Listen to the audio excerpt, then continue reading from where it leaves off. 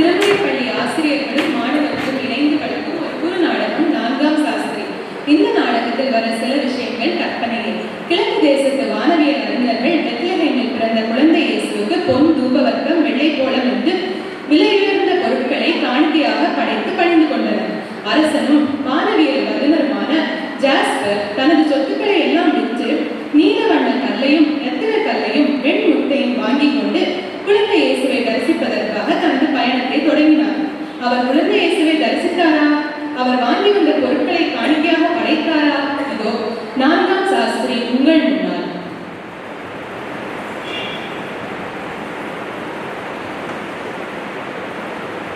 அரசே வாழ்க. தங்களை பார்ப்பதற்காக 3 பேர் வாசலில் காத்திருக்கிறார்கள்.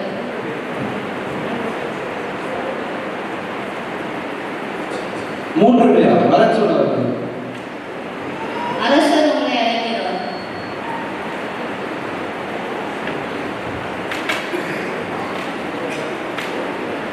எப்படி இருக்கிற ஜாஸ்பர்? என்ன வாங்க, 3 பேரும் சேர்ந்தே வந்திருக்கீங்க. ஜாஸ்பர், வானத்தில் புதிதாக ஒரு நட்சத்திரம் தோன்றியது, பார்த்தாயா? அப்படியா? நான் காணவில்லை. ஆமா, நல்ல பார்ப்போம். கிழக்கு தேசத்துல தோன்றிருக்கு. அதோட ஒளி சூரியனை போல இருந்தது. அப்படியா? நான் புஸ்தகத்தில் பார்த்தது.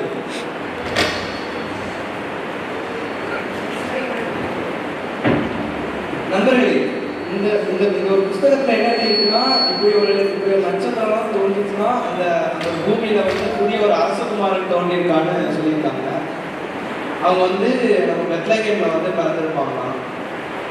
அப்படியா? அப்படின்னா நாம அவரை போய் பார்க்கலாம். ஆனால் என்னுடைய அரண்மனையில் 10 நாளைக்கு கொஞ்சம் வேலைகள் இருக்கு. அந்த வேலைகள்லாம் நாங்கள் தான் நடக்கும். ஸோ நீங்கள் எல்லாருமே 10 நாளில் கழிச்சு நம்ம பார்க்கலாம். நம்ம எல்லாருமே நிம்ரோத் மலையில் மீட் பண்ணலாம். ஓகேவா?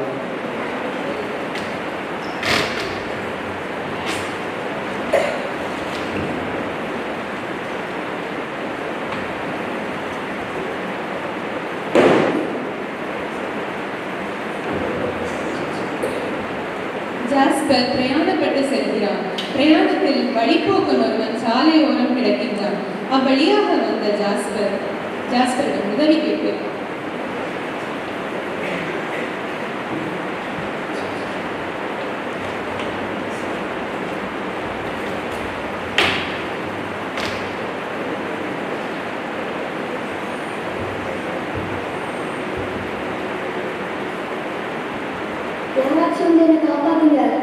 காப்பாத்துங்க.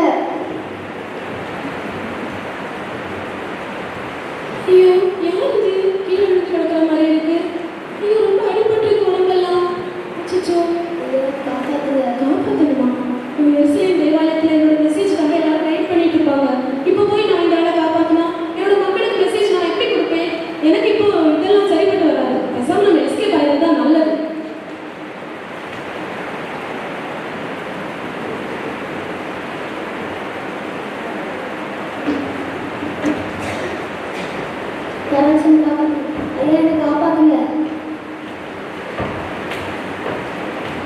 இருட்டாக போயிடுது. என்ன சவுண்ட்? யாரோ திருடர்கள் அடித்து போட்டு விட்டுருக்காங்க. நம்ம இனிமே ஹெல்ப் பண்ண போனா நமக்கு தான் கஷ்டம். நம்ம இப்படி இங்கேருந்து போயிடுவோம்.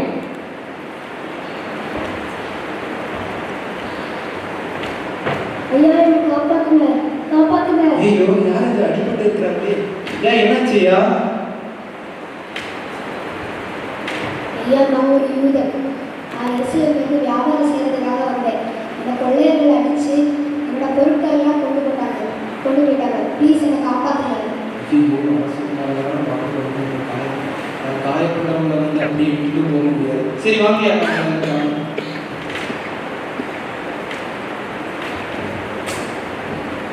வழிபோக்கனுடைய காயங்களுக்கு மருந்திட்டு அவருக்கு தண்ணீர் கொடுக்கிறார். மெதுவாக அவரை அவர் கழுதையில் வைத்து அங்கிருந்து அழைத்து செல்கிறார்.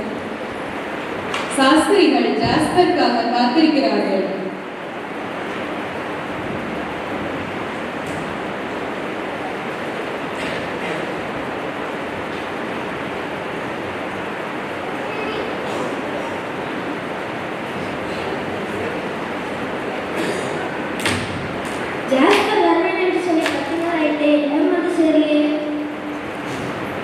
ஜாஸ்பர் ரொம்ப நாணயமானவன். அவன் ஏன் இன்னும் வரலன்னு தெரியல. அவனுக்கு என்னாச்சு?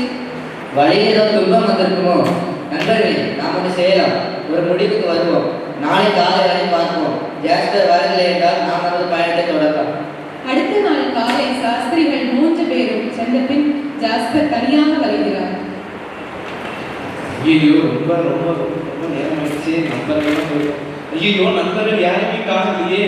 ஐயோ, இது வேற ஒரு பெரிய வனாந்தரம். இந்த இடத்துல வந்து போகணும்னா நிறைய நம்மகிட்ட இருக்கிற எல்லா வெண்முத்துக்கள் எல்லாத்தையும் செலவழிச்சாதானே போக முடியும்.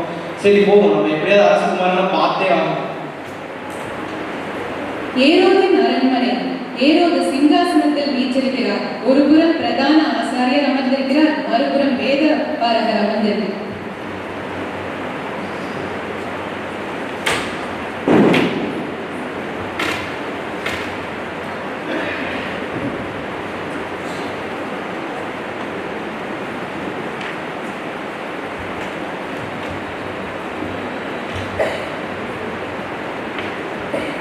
அரசே வாழ்க. உங்களை காண சாஸ்திரிகள் 3 மணி. அவர்களை அழைத்து வா. அரசருடைய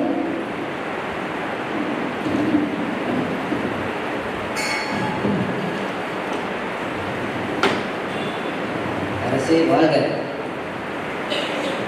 அரசே, யூதருக்கு ராஜாவாக பிறந்திருக்கிறவர் எங்கே? என்ன? யூதருக்கு ராஜாவா? நான் தானே யூதர்களின் ராஜா. நான் இருக்க இன்னொரு ராஜா பிறக்கக்கூடுமோ? அரசே, அவருடைய நட்சத்திரத்தை கிழக்கு தேசத்திலே பார்த்தோம். அவரை நாங்கள் பணித்துக் கொள்ள வந்திருக்கிறோம். வேதபாரகரே, பரிசேயரே, கிறிஸ்துவானவர் எங்கே பிறப்பார் என்று பார்த்து சொல்லுங்கள். யூதேயாவில் உள்ள பெத்லகேமிலே பிறப்பார் அரசே. யூதேயாவின் தேசத்தில் உள்ள பெத்லகேமே, யூதாவின் பிரபுக்களில் இவன் சிறியவன் அல்ல. என் ஜனமாகிய இஸ்ரவேலை ஆளும் பிரபு உன்னிடத்திலிருந்து புறப்படுவார் என்று மீகா தீர்க்கதரிசியினால் அனுப்பப்படுகிறது அரசே.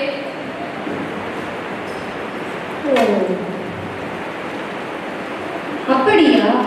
சரி, நீங்கள் அந்த பிள்ளையை குறித்து திட்டமாய் விசாரிங்கள்.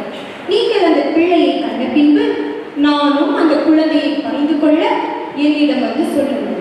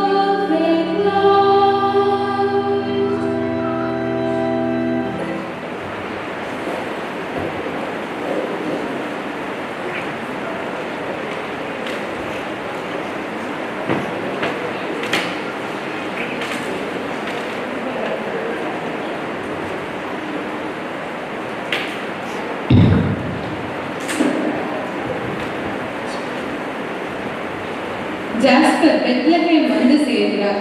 தங்குவதற்கு இடம் தேடுகிறார்.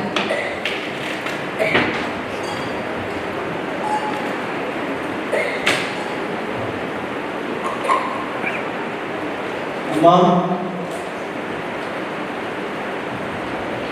யார் நீங்கள்? உங்களுக்கு என்ன வேண்டும்? அம்மா, என் பெயர் ஜாஸ்பர். நான் பெத்லகேமில் பிறந்திருக்கிற அரசகுமாரனை பார்ப்பதற்காக இங்கு வந்திருக்கிறேன். இன்று இரவு மட்டும் இங்கு தங்குவதற்கு இடம் கிடைக்கும். உங்கள் தோன்றுவே 3 பேர் இங்கு வந்திருந்தார்கள். அவர்கள் குழந்தை இயேசுவுக்கு பொன், வெள்ளைப்புள்ளம், தூபவர்க்கம் போன்ற உயர்ந்த பரிசுகளை கொண்டு வந்திருந்தார்கள். அவர்கள் இயேசுவை பணிந்து சென்று விட்டார்கள். குழந்தை இயேசுவும் இப்பொழுது பெத்லகேமில் இல்லை. ஏரோதிடமிருந்து பாதுகாப்பதற்காக குழந்தையின் பெற்றோர் குழந்தை இயேசுடன் எகிப்திற்கு சென்று விட்டார்கள். உங்களை பார்க்க மிக தூரம் வந்திருக்கிறீர்கள் என்று அறிகிறேன். உட்கார்ந்து உணவை சாப்பிட்டு செல்லலாம்.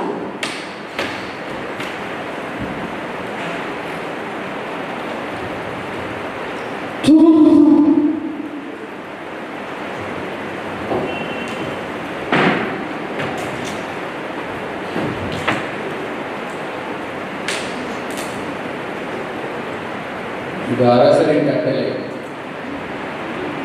2 வயதுக்குட்பட்ட ஆண் குழந்தைகளை உயிரோடு காப்போம். ஐயா, என் குழந்தையை காப்பாற்றுங்கள். ஐயா, போர் வீரர்களிடமிருந்து என் குழந்தையை காப்பாற்றுங்கள். ஐயா, இது விலையேற பெற்ற ரத்தின கல்களில் ஒன்று. இதை வைத்துவிட்டு அந்த பிள்ளையை விட்டுவிடுங்கள் ஐயா.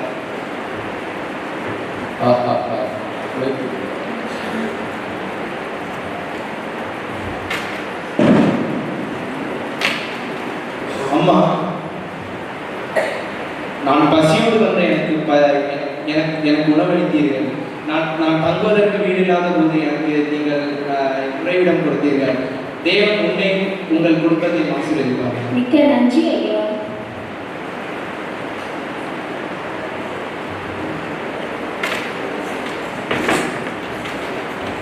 ஐயோ, அரசகுமாரனை பார்த்து போனோம். கையில் இருந்த நீலக்கல், ரத்தினக்கல், வெளியே பெற்ற எல்லா கல்களையும் நான் விற்றுட்டேன். இப்போ என்ன பண்ண போறேன்னே தெரியல. எல்லாமே போச்சு. எப்படியாவது நம்ம வந்து அரசகுமாரனை பார்த்தே ஆகும். கண்டிப்பாக நம்ம போயே ஆகும்.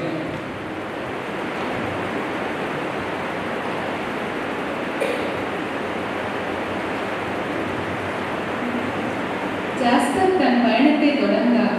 வழியில் பசியில் வாடுகின்ற ஒரு குடும்பத்தை பார்க்கிறார்.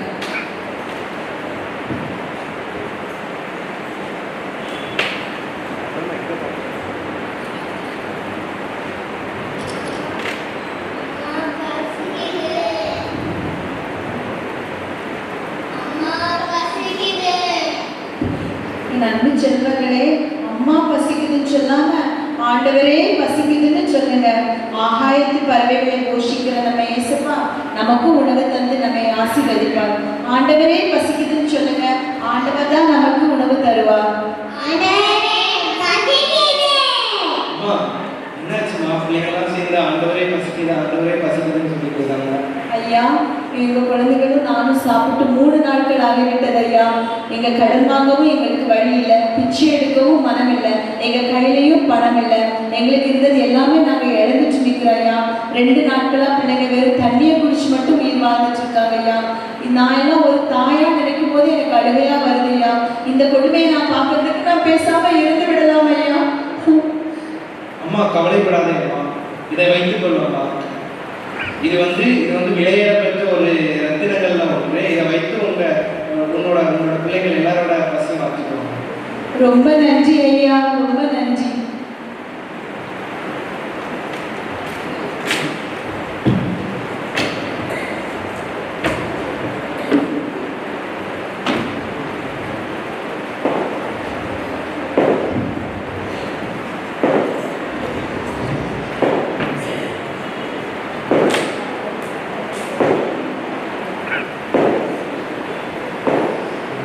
எல்லாமே போச்சு. அரசகுமாரனை பார்க்க முடியுமா? எதுவுமே தெரியல.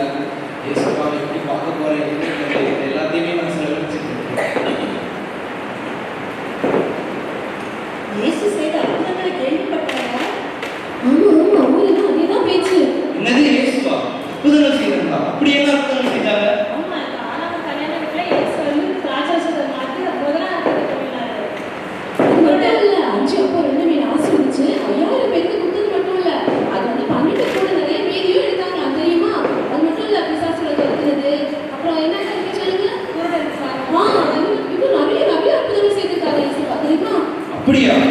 இப்படி இவ்வளவு அற்புதம் செய்த இயேசுவை நான் கண்டிப்பா பார்த்தே ஆகும்.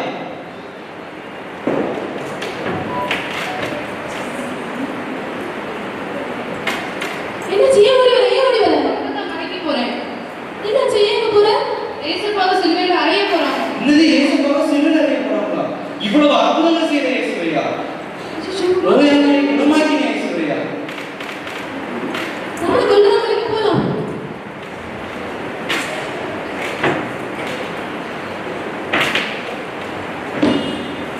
33 ஆண்டுகளாக இயேசுவை பார்க்கணும் என்று தவியாய் தவிர்த்து தன்னுடைய சொத்துக்களை எல்லாம் விற்ற ஜாஸ்பர் இப்பொழுது இயேசுவை கொல்கத்தா மலைக்கு கொண்டு சென்றார்கள் என்று அறிந்து சோகமாய் அமர்ந்திருக்கிறான்.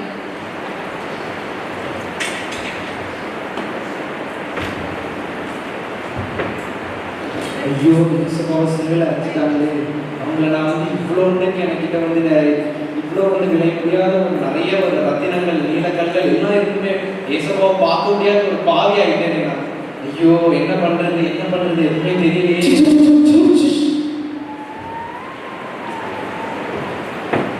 திடீரென்று பேரிரைச்சு பூமி அதிர்கிறது.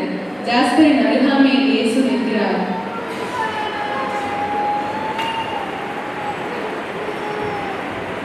மகனே,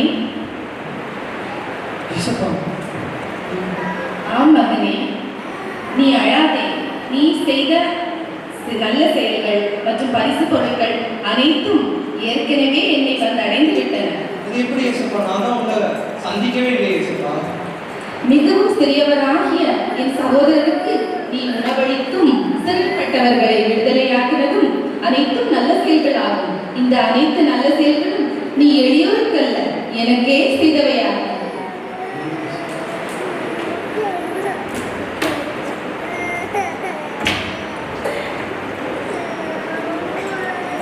ஏழைக்கு இறங்குகிறான், கர்த்தருக்கு கடன் கொடுக்கிறான் என்று வேதம் சொல்லுகிறது.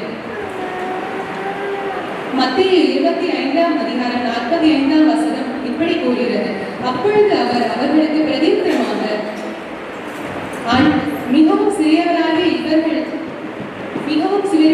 இவர்களுக்கு நீங்கள் எதை செய்தீர்களோ அதை எனக்கே செய்தீர்கள் என்று இயேசுநாதர் கூறுகிறார். வறுமையில் வாடுகின்ற, நோயால் பாதிக்கப்பட்டு கிடக்கின்ற, உணவு, உடை மற்றும் முறைவிடத்திற்காக இயங்குகின்ற எண்ணுக்கடங்காத மக்கள் நம்மை சுற்றி இருக்கிறார்கள். தேவையில் இருப்போருக்கு உதவி செய்யும் 4ஆம் சாஸ்திரியாக நாமும் மாறுவோம்